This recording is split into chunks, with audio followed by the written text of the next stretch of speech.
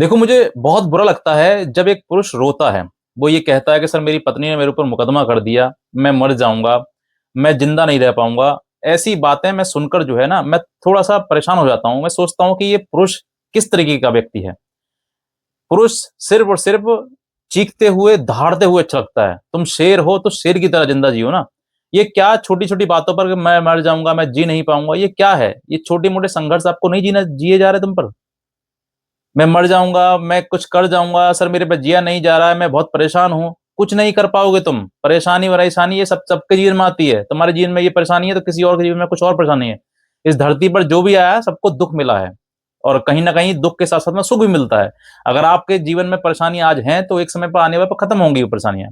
लेकिन ये थोड़ी ना है कि आप अधवार में जैसी थोड़ी परेशानी आई, आप उसको सुसाइड करके मर गए। कुछ नहीं होने होने वाला है। अतुल सुभाष जो आपने सुना होगा, बहुत ही ज्यादा फेमस केस है अतुल सुभाष, जिसने कि पूरा जुडिशरी में जो है थोड़ा सा हड़कंप मच गया कि उस व्यक्ति के ऊपर उसकी पत्नी ने तमाम मुकदमे कर दिए और मुकदमे करने के बाद जो है वो व्यक्ति कहीं ना कहीं पत्नी से पीड़ित था और बेंगलोर में रह रहा था। और उस दौरान जो है उसको सब कुछ बुरा लगा और उस पर सहन नहीं हुआ और इस दौरान जो उस व्यक्ति ने आत्महत्या कर ली। ये सब चीजें घटनाएं जो जिस पुरुष के साथ में होती है ना, आप देखो, अगर जीवन आपको मिला है तो लड़ना सीखिए। इस धरती पर जो भी आया है, भगवान भी आए ना, भगवान श्री कृष्ण आए, भगवान श्री राम आए, उन्होंने भी संघर्ष किया। भगवान श्री कृष्ण ने अपने जीवन काल में उतने कितने राक्षसों को वध किया, याद है या भूल गए? ये सब कुछ जो है भगवान श्री राम ने देखी कितना लड़ाई लड़ी। तो सब लड़ाई लड़नी होती है, सबको लड़नी होती है। ऐसा नहीं है कि आप सिर्फ आप अकेले जीवन में है। मेरे पास फ़ोन आते हैं कि सर मैं तो मर जाऊँगा, सर मैं तो जी नहीं पा रहा हूँ बिल्कुल भी, सर मैं मेरा बस की बात नहीं है। अरे तो किसकी बस की बात है? तुम मर कर जो है वो क्या क्या हासिल कर पाओगे? क्या तुम उस महिला को वापस पाओगे? तुम्हारे मरने के बाद वो महिला जिसके लिए तुम मर रहे हो ना, वो तुम्हारे अंतिम संस्कार में भी नहीं आएगी और तुम्हारे घर में तुम्हारे माता-पिता, तुम्हारे भाई-बहन सब रो-रो के बुरा हाल कर लेंगे। आज जैसे अतुल सुभाष है ना, वो खत्म हो गया, उसने अपने जीवन लीला समाप्त कर ली। आज उसकी माँ ही परेशान है, बाकी बाकी सबको जमानत मिल गई। जिनका मुकदमा लिखा गया था इनके ऊपर, वो उनको सबको जमानत मिल गई। ऐसे किसी भी परिस्थिति को आपको हारना नहीं है, आपको जीना है। मर्द की ये शान होती है, ये पहचान होती है कि वो संघर्ष करता है। तुम तो कुछ और ही समझ में आ रहा है मेरे तो। छोटी-छोटी बातों पर तुम परेशान होकर अगर आत्महत्या कर लोगे, तो इस धरती पे कोई बच पाएगा? कोई नहीं बच पाएगा। ये धरती बिना बेटों की हो जाएगी फिर। आज के टाइम में आप ये मत समझिए कि साहब सब ये कुछ मेरे साथ में ही हो रहा है। मैं कहता हूँ बहुत लोग हैं आज। अगर आप पहले व्यक्ति हैं, आप लगता है कि मैं ही हूँ ना, तो एक बार कोर्ट कचहरी का रुख करिए, वहाँ समझ में आ जाएगा आपके लिए कि हाँ, वाक़ई बहुत लोग पीड़ित हैं इस चीज़ से। तो पीड़ा अगर है आपके सामने तो आप उसको सहन करिए। भगवान ने आपको सहन शक्ति भी तो दी है। अगर जीवन दिया है तो सहन शक्ति भी दी है। तो सहन करने की भी ताकत आप ही के अंदर होनी चाहिए। मेरा दिमाग खराब हो रहा है, मैं कुछ कर नहीं पा रहा हूँ। अरे सब कुछ करो, पैसा कमाओ।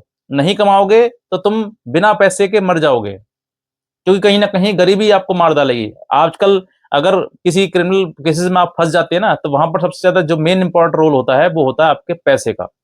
आप कहीं पर भी जाओगे, किसी वकील के पास जाओगे, किसी क्लाइंट के पास जाओगे, कोर्ट में जाओगे, कहीं न कहीं आपसे पैसा ही माँगा जाएगा और पैसे के बिना आप जीवन नहीं जी पाओगे फिर।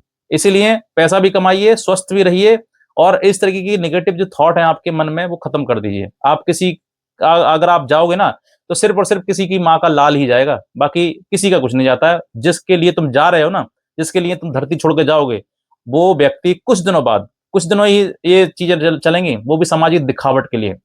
कुछ दिनों बाद वो किसी और पुरुष के साथ में और कहीं और। समझ जाइए मैं क्या कहना चाह रहा हूँ, आपको मैं खुल के नहीं बताऊँगा। इसीलिए किसी के लिए मरने की आवश्यकता नहीं है, आप अपना जीवन जिए। अभी रिसेंट की एक घटना बता रहा हूँ आपके लिए, सहारनपुर का केस है जो मैं आज बेसिकली इसी पर वीडियो बनाने जा रहा था, थोड़ी-सी बातचीत ज़्यादा हो जाती है।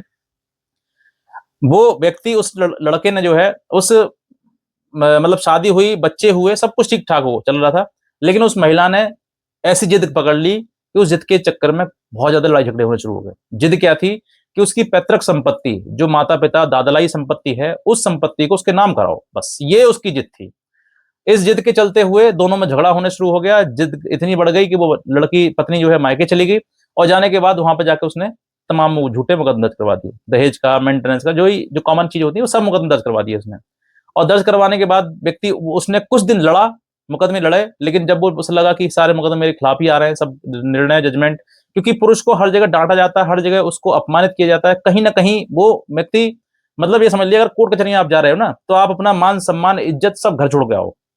कोर्ट में नहीं चलेगा आपके लिए। आप सोचोगे भाई मैं इंजीनियर हूं, मैं डॉक्टर हूं, ये कुछ नहीं।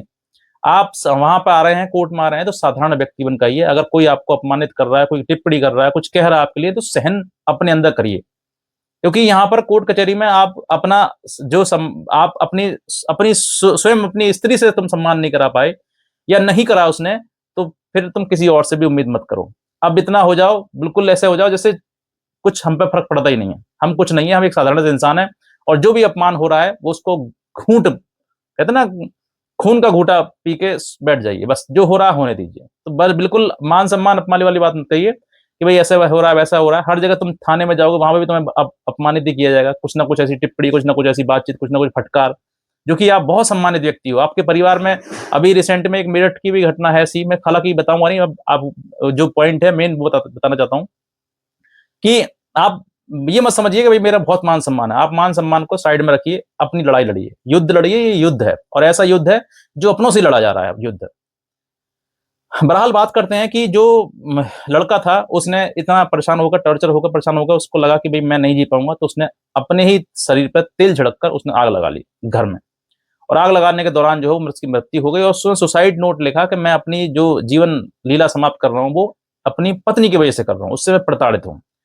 ये बात, मतलब जब लड़का जो है वो खत्म हो गया, और उसके पिता ने एफआईआर दर्ज करवाई, 306 आईपीसी के तहत मुकदमा दर्ज हो गया। और मुकदमा दर्ज होने के बाद जो है उस लड़की की गिरफ्तारी हो गई, और गिरफ्तारी होकर वो कुछ दिन के लिए जेल चली गई। उसके बाद जैसे ही पता चली कि उसमें कोई ऐसा एविडेंस कुछ है नहीं, सिर्फ एक सुसाइड नोट ही है, और उस नोट में भी यही लिखा है कि मेरी पत्नी की वजह से मैं मर रहा हूँ। लेकिन उसमें उकसाने वाली बात नहीं, क्योंकि 306 उकसाने के बाद आत्महत्या करने का अपराध है। अब जो है इस बात को जैसे ही लड़की जो है उसने लगा कि हाँ सब कुछ झूठा है, या किसी वकील से अच्छे से मिल गई, उसने सीधे हाई कोर्ट में उसको चैलेंज कर दिया कि ये गलत अपराध बनाया गया है, गलत मेरे ऊपर झूठा मुकदमा दर्ज करवाया गया है। इस बात की कोर्ट ने जो है बारीकी से जांच करी। उसमें पाया गया कि पिता ने जो है वो एफआईआर ये लिखवाई है कि मेरे बेटे ने जो है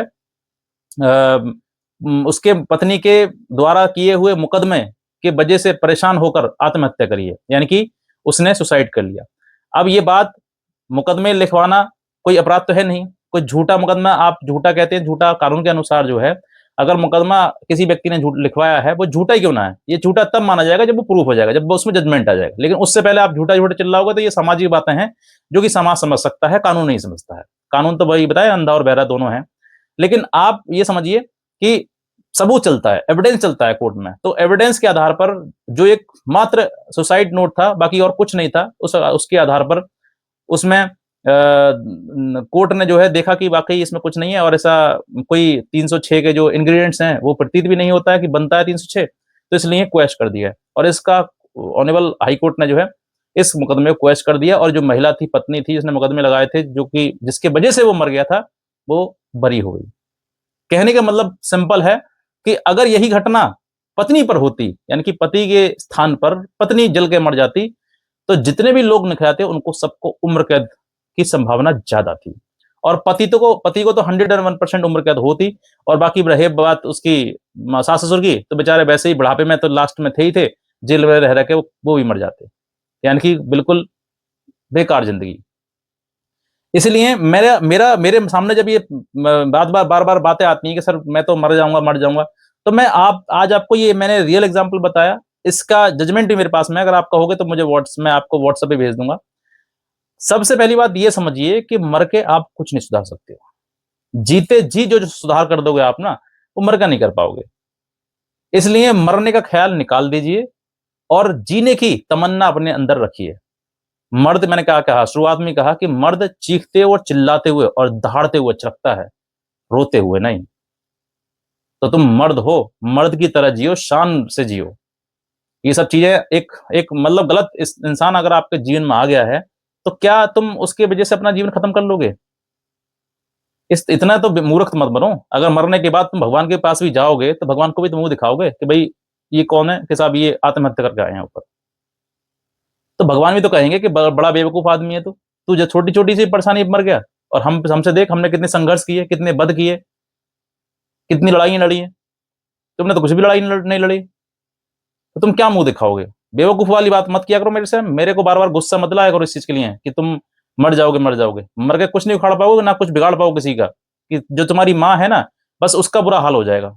और अगर तुम अपनी पत्नी से बदला तो नहीं ले पाओगे तुम, बल्कि माँ से बदला जरूर ले लोगे। क्योंकि माँ ने तुम्हें जन्म दिया ना, इसलिए उसको जन्म देने की भी सजा तुम्हें देनी है कि तूने मुझे जन्म क्यों दिया। क्योंकि मरने के बाद सबसे ज्यादा पीड़ा तुम्हारी माँ को ही होगी, वही रोगी, वही मतलब जिएगी तो, जिंदा तो रहेगी लेकिन अंदर से मर चुकी होगी वो। उसका शरीर ही बस दिख रहा होगा कि हाँ ये जिंदा है, बाकी अंतर आत्मा उसकी खत्म हो गई, बेटे के साथ मर गई। इसलिए ऐसी बेवकूफी मत करिए। मुझे बहुत गुस्सा आता है आप लोगों पर जब ये बात तुम कहते हो, और मैं फोन काट देता हूं। अगर जीना है तो शान से जिए, जो हुआ सो हुआ, उसको लड़िए, गलती तुम्हारी हो या किसी और की हो। अब सब सामने संघर्ष है, तो मुझे संघर्ष ही चुनना है, मृत्यु नहीं चुननी है। ये बात अपने दिल और दिमाग को बिठा लीजिए और लड़ाई लड़िए। क्योंकि ये युद्ध जो छोटा नहीं है, लंबा है। लड़ाई लंबी लड़नी होगी आपके लिए। मैं ज्यादा नहीं समय नहीं लेना चाहूंगा आपके लिए। बस इतना है, मेरी इस पूरी कहानी का जो कंक्लूजन है, मोरल ऑफ द स्टोरी ये है कि आपको एक योद्धा की तरह लड़ना है। आप हरास मत होइए, मरिए मत। मर के कुछ सिद्ध नहीं कर पाओगे आप। आज के टाइम बहुत सारी वीडियोस आ रही हैं, मेरे सामने भी आती हैं कि सर कि मैं अपनी पत्नी की वजह से मर रहा हूं, मैं अपने बच्चों से मिलने नहीं दे रही है, मेरे पे मुकदमा कर रखे हैं। वो सब चीजें आप अपने आप को इतना स्ट्रांग बना लीजिए कि तुम पे कोई असर ना करे। बस जिस दिन तुम इतने स्ट्रांग हो जाओगे ना, उस दिन तुम्हें कुछ नहीं दिखाई देगा, जो तुम्हारा तुम उसके। बस, और कोई नहीं इस दिन धरती पर। अगर तुम्हारी माँ तुमसे प्रेम करती है तो उसको पूरा जीवन निछावर कर दीजिए और रानी बनाकर रखिए उस माँ को। भाई यही कहना चाहूंगा। बाकी माँ के जीते जी माँ की आंखों में तुम्हारे आंसू ना आ जाए, बस इतना ही मेरा संदेश है इस वीडियो के माध्यम से। इतना कहना चाहूंगा।